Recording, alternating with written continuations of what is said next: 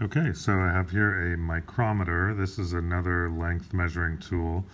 And where the vernier caliper we used before let us measure to millimeters and tenths of a millimeter, this one is actually going to let us measure to hundredths of a millimeter. So let me just take a minute and show you how that works. Like the vernier caliper, this is going to be a compound reading that there's two parts we need to read the value off. So as I turn the thimble here, you can see the gap open up. Over here, that's the distance that we're going to measure. And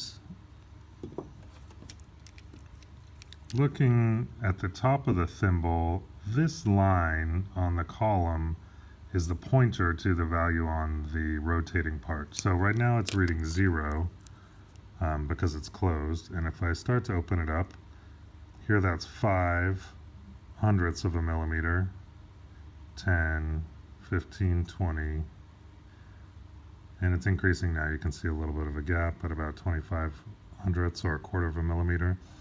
And if I keep going, you'll notice it goes to 45, 49, and then back to 0. So each time you rotate the thimble, the jaw opens up a half of a millimeter. And so you'll see if I open it up a little further, there are tick marks on the fixed scale corresponding to those half and whole millimeters. So here you can see the 0, and then when I open it up, first this tick mark was exposed here. That's for the first half millimeter, and then the tick mark up here is for 1, 1.5, 2, 2.5, and so on. We open it up a little further, we should see the 5 marked. So there now, maybe I'll just park it and we'll do a reading. So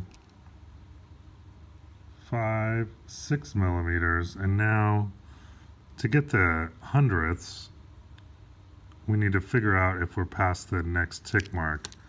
So to kind of show that a little clearer, I'll close it back up. So this 0 is at 6 millimeters. If I open it a little further, I think before I had it around here, we're at 22 hundredths now, and this lower tick mark has not yet been revealed, so that means we're at 6.22 millimeters. So if I keep going to here, now the 6 is revealed as well as this lower mark for the half millimeter. So now this is still reading, well, it's 23 now.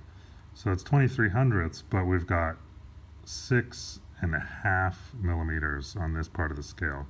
So the total reading now would be 6.73 millimeters. So it can be a little tricky to see. You have to keep an eye on that lower scale to know if you're past the tick mark for the halfway. And again, it's because each time you rotate the thimble around, it moves through a half millimeter. So we've got to keep track of the halves down here as well as the whole millimeters up here.